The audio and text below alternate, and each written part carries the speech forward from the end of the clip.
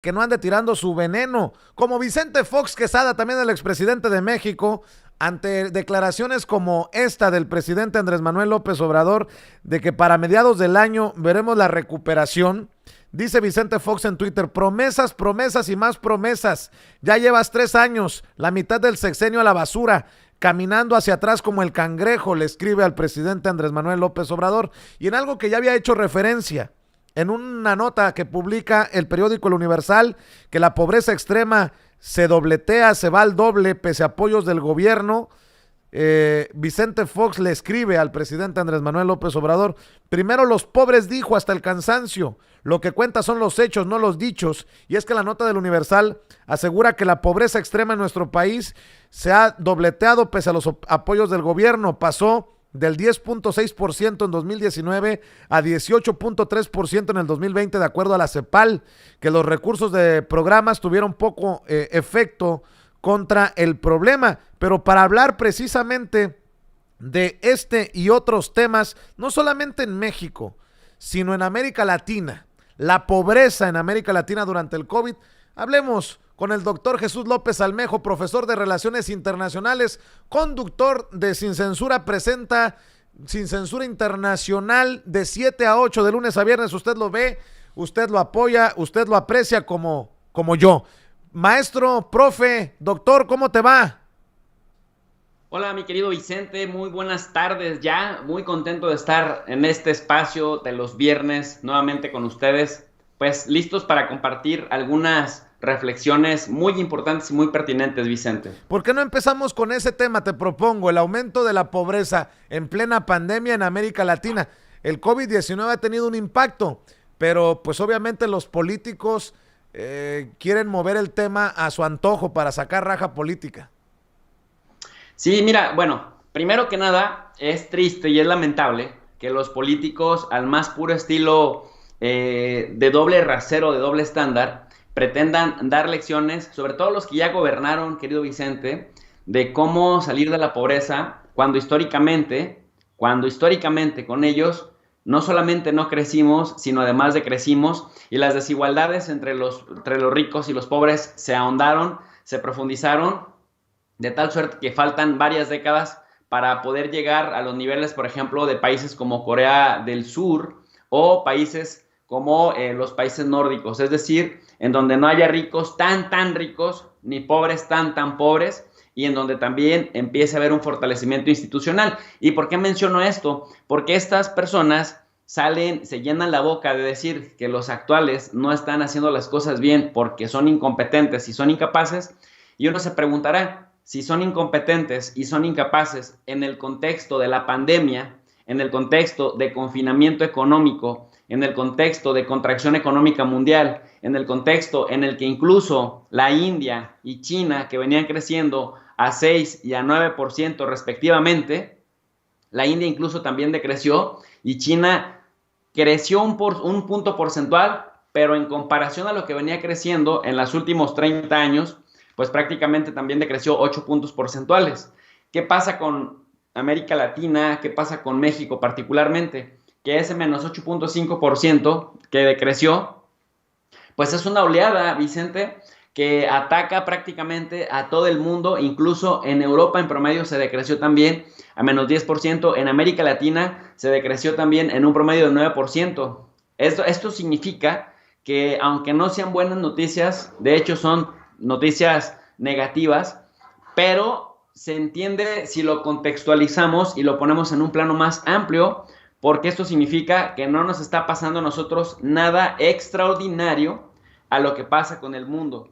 Y para que estas personas que salen a vociferar y salen incluso hasta se ve la alegría y el gusto porque a este gobierno le vaya mal, y si le va mal, pues sabemos que nos va mal a todos porque finalmente todos estamos en la misma canasta, pues Vicente, no hay nada extraordinario. Decía yo, hay que contextualizar, hay que comparar. Ya lo decía la teoría de la interdependencia compleja. Estamos en un momento en el que la interacción y los canales de intercomunicación, de interconexión y de impactos mutuos, pues es muy sólida, es variada, y lo que pasa en un punto del continente le termina afectando prácticamente a toda la región. Por esta razón, si nosotros vemos y leemos las noticias, por ejemplo, de lo que sucede en Brasil, de lo que sucede en Argentina, lo que estamos viendo en mismo Colombia, en Chile, en Costa Rica, bueno, en todo Centroamérica, pues vemos que lo que sucede en México es un fenómeno que responde a una lógica no solamente regional, decía, sino también mundial. Y si bien es cierto que, por ejemplo, la CEPAL, la Comisión Económica para América Latina, estima que el total de personas pobres ascendió a 209 millones a finales de 2020 y que 22 millones de personas son más pobres que el año anterior, lo está poniendo en el plano continental, o si lo queremos ver de manera subregional, vamos a pensarlo pues en América Latina, pero esto no significa que no le haya ido mal a Estados Unidos, que también tiene sus nuevos millones de pobres, incluso Canadá. Entonces, ¿cuál es, digamos, la propuesta que tienen ellos? Las medidas neoliberales, la privatización de los recursos nacionales, el seguirle dando, por ejemplo, a las mineras canadienses más concesiones, el dejar que paguen impuestos y que se vayan tan tranquilas. O sea, ¿qué es lo que proponen? El aumento es general y me parece que en proporción a lo que está pasando con otras economías, esta economía no se ha endeudado, las reservas internacionales van creciendo también a cantidades históricas y estamos viendo también que el peso no se ha debilitado frente al dólar, por el contrario, hay un fortalecimiento paulatino, lo que te habla de que incluso en indicadores macro estamos relativamente estables, querido Vicente. Pues qué interesante este análisis para que la gente entienda lo que es politiquería y lo que es pues parte de esta realidad que no nos puede no gustar, pero que es pues lo que se está viviendo en todo el mundo por la pandemia. Oye, profe, y en plena pandemia, el Papa Francisco visita Irak. Estaba viendo las imágenes, no sé si las pueda soltarse, si las imágenes de cómo reciben al Papa Francisco en Irak. Este es un viaje histórico, profe. Sin duda alguna es un viaje histórico, querido Vicente, porque en primer lugar es el primer papa católico que visita Irak. En segundo lugar, porque en Irak, antes de la invasión de Estados Unidos, había 1.5 millones de cristianos de diferentes denominaciones, pero mayoritariamente católicos. Y después de que Estados Unidos llegó, rompió el tejido social porque invadió, ocupó militarmente Irak, fomentó también los atentados terroristas y la reacción de organizaciones como Al-Qaeda y como esta todavía más loquita, el Estado Islámico, el Daesh, en 2014, pues las comunidades cristianas fueron las más perseguidas y esto generó, Vicente, que de ser 1.5 millones pasaran en 2021 a ser únicamente entre 250,000 y 300,000 personas en este país, en donde, de acuerdo a la lista mundial de cristianos perseguidos, 2021, Irak es el país número 7 en el mundo con más persecuciones de los cristianos. Por cada 5 cristianos en el continente asiático y específicamente en la región del Medio Oriente, hay dos cristianos perseguidos. En América Latina persiguen a un cristiano de cada 12 y en África persiguen a un cristiano de cada 6, lo que te habla de que también la visita del Papa Francisco a esta zona, a este lugar de mayoría musulmana, 99% de la población es musulmana, 30% es sunita y 60% es chiita. Bueno, es remoralizar y hacer sentir su apoyo justamente, Vicente, a estas comunidades cristianas en un país en donde, por el contexto bélico, pero incluso antes del contexto bélico, sufrían ciertas persecuciones. Por otro lado, también es importante señalar que manda un mensaje directo a remoralizar no solamente a las comunidades cristianas de Irak, sino también a las comunidades cristianas de Líbano, de Palestina, del mismo Israel, que hay también un 3% de cristianos en Israel, y por otro lado, pues a los coptos de Egipto, que también han sido perseguidos por la violencia de los extremistas. En ese sentido, me parece que tienes como varios frentes, porque es retomar el protagonismo histórico que llegó a tener el Vaticano en la región, que se había perdido un poco en los últimos años de Juan Pablo II y en la administración de Benedicto XVI, y que el Papa Francisco lo había mantenido en stand-by, pero que ahora justamente, de hecho este viaje lo tenía planeado hacer un año antes, pero este viaje lo hace en este contexto, en este momento, justamente para recuperar, digamos, ese papel protagónico que tuvo el Vaticano en esta región. Oye, profe, y para cerrar, déjame proponerte una reflexión sobre este tema de que ponen entredicho a los consulados mexicanos. ¿Qué tan importante es el tema? Le renunció el jefe de oficina a Marcelo Ebrard por cómo están las cosas, palabras más, palabras menos. Pero hay una situación ahí en el consulado de San Antonio. Se ha confirmado, al menos con información y fotografías que ha presentado Dolia Esteves, la corresponsal mexicana en Washington, que han recibido documentos que son exclusivos para los paisanos que vivimos y trabajamos en Estados Unidos. Dos ministros de la Suprema Corte de Justicia de la Nación. De hecho, por ahí también se demuestra un amiguismo al declarar una parte del consulado con el nombre de una de las ministras. Este turismo, incluso se habla de turismo por las vacunas, porque se hablaba de que se habían ido a vacunar estos ministros al consulado de San Antonio. Todo parece indicar que no hubo vacunas, pero sí matrículas consulares. Dame tu opinión si es que le has puesto atención a todo este escándalo, que sí, en efecto, es un escándalo porque no va de la mano con lo que ha establecido el presidente Andrés Manuel López Obrador, de acabar con los privilegios, de acabar con los amiguismos, de acabar con estas prácticas que pues todo parece indicar quedan en evidencia en consulados como el de San Antonio. Sí, querido Vicente, y sabes algo, ya lo habíamos comentado anteriormente. Yo hablaba, de hecho alguna vez me hicieron a mí, bueno, se me vino una andanada de ataques aquí en las redes sociales, porque alguna vez yo critiqué algo que el presidente había dicho, que era el que había terminado con la corrupción por decreto. Y yo decía que eso era ridículo, pensarlo y decirlo, porque, Vicente, cuando el hombre es fuerte, las instituciones se debilitan. Y el peligro de que se debiliten las instituciones tiene que ver con que cuando se muere el hombre, o se va el hombre, o desaparece el hombre de la escena pública, las instituciones siguen siendo débiles. Por el contrario, decía yo en aquella ocasión que había que trabajar pensando en fortalecer a las instituciones para que las instituciones tengan una especie como de vida propia y que independientemente de los hombres que vayan llegando, las instituciones sean lo suficientemente sólidas como para poder resistir los embates de hombres que llegan al poder justamente para debilitarlas.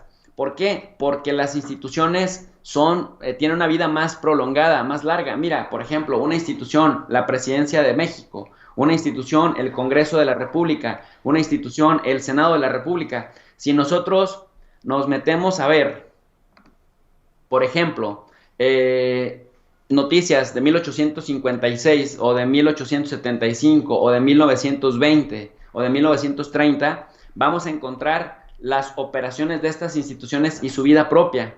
Vamos a encontrar cómo era el Ministerio del Exterior o la Secretaría de Relaciones Exteriores. Vamos a encontrar muchos ejemplos, querido Vicente, de por qué las instituciones tienen una vida más longeva que la de los hombres. El problema con instituciones débiles es que se forman al interior de estas instituciones cotos de poder de grupos influyentes que secuestran a las mismas para servirse y para beneficiar a ciertas cúpulas. Entonces, yo no estoy diciendo que el presidente López Obrador no esté emprendiendo una campaña tremenda en contra de la corrupción. Lo que estoy diciendo es que me parece demasiado arriesgado y aventurado decir que ya no se hace lo que se hacía antes, cuando a pedazos estamos viendo por un lado y por otro lado que incluso gente cercana al presidente, como esto que estamos viendo con estos ministros que fueron a ponerse la vacuna y todo este escándalo que hay en San Antonio por los no quiero llamarles fifí, pero con la gente acomodada o con los empresarios, que ya lo hemos dicho una y otra vez, no escatiman esfuerzos en primero ponerse ellos en condiciones de seguridad, aunque para ello tengan que torcer las leyes estas y buscar las lagunas de Estados Unidos, a diferencia del pueblo. En ese sentido, pues, me parece que debiera seguirse trabajando con mesura el tema del combate a la corrupción, por lo menos en la escena pública, no cantar victoria antes de tiempo y seguir apretando tuercas. Y otra cosa, Vicente, mira, yo el otro día en Sin Censura Internacional relataba una noticia sobre la corrupción, por ejemplo, del presidente Nicolás Sarkozy en Francia, que lo acaban de condenar a 3 años de prisión. Y yo decía que en todos los países se cuecen habas, en Estados Unidos, en Canadá, en Francia, incluso en los países nórdicos. Es decir, casi es una condición natural que la gente tienda a torcerse, que la gente tienda a ser ambiciosa y por lo tanto a maximizar su poder, aunque para ello tenga que torcer la ley. ¿Cuál es la diferencia, Vicente, entre estos países y países como el nuestro, en América Latina? El tema del combate a la impunidad, es decir, se combate la corrupción no permitiendo la impunidad y eso se da con castigos severos de acuerdo a las leyes que se tengan, también haciendo más rígidas las leyes, pero también haciendo lo que se conoce en Estados Unidos como el enforcement. A mí me parece que mientras los funcionarios mexicanos de cualquier nivel y de cualquier poder, ya sea legislativo, ejecutivo, judicial, empezando también por los niveles, por lo menos del 1 al nivel 10, que son los de la cúpula, no va a pasar gran cosa, por mucho que se diga que se combate la corrupción, si no empezamos a erradicar la impunidad, porque la impunidad, cuando la gente se queda sin castigo, mira esto que pasa, por ejemplo, con Cabeza de Vaca.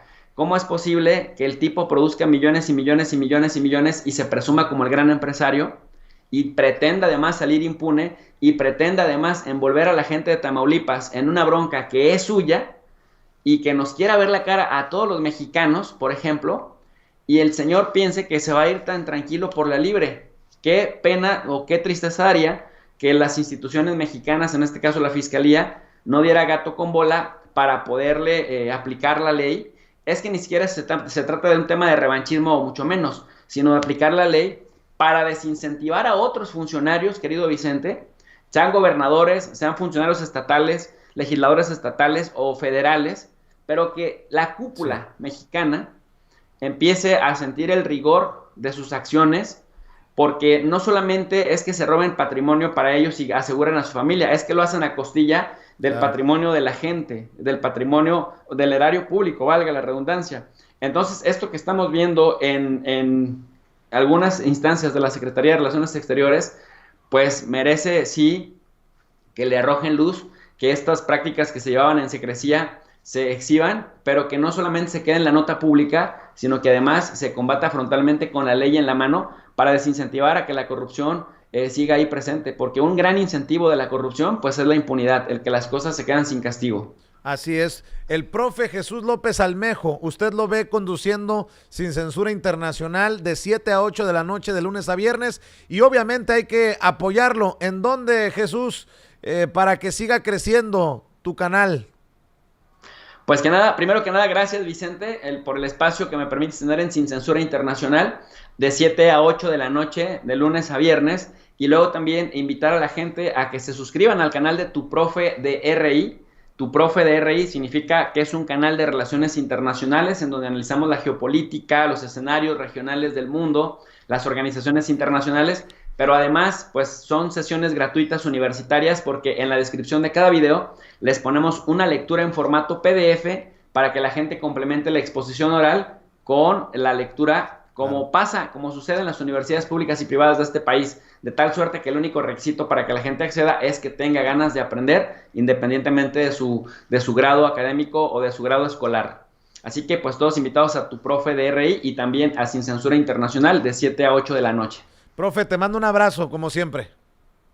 Muchas gracias, Vicente. Los abrazos, saludos a Ceci y a don David. Nos vemos pronto. Eso es el profesor de Relaciones Internacionales, el doctor Jesús López Almejo. Antes de